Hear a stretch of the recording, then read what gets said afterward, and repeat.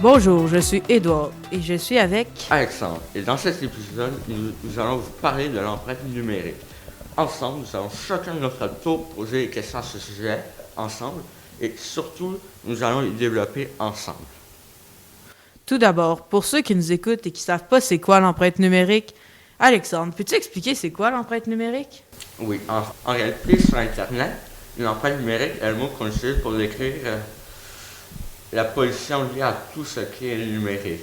Donc, surtout, par exemple, Edouard, le CO2 émis par les serveurs et la pollution créée par les fabrications des appareils électroniques.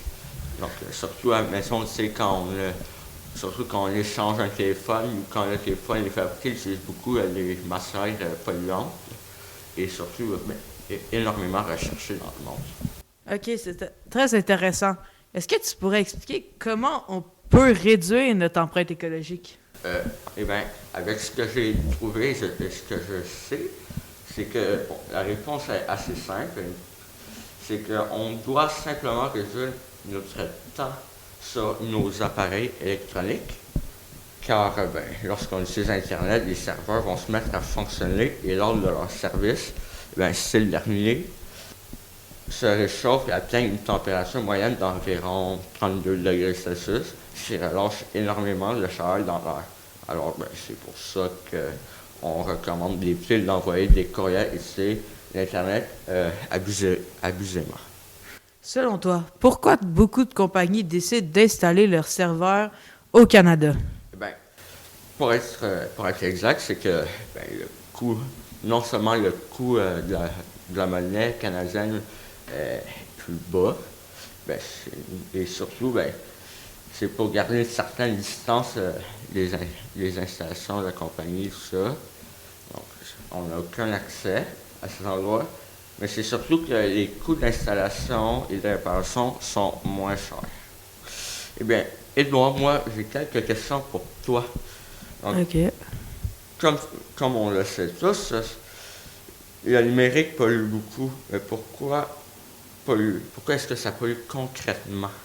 Selon le site wwf.fr, la fabrication d'un seul ordinateur nécessite 240 kg de combustible fossile, 22 kg de produits chimiques et 1,5 tonnes d'eau. C'est vraiment beaucoup. C'est pour ça qu'il est très important de réduire notre empreinte écologique. Eh bien, surtout, on se demande souvent d'où viennent les émissions de gaz à effet de serre générées par le numérique.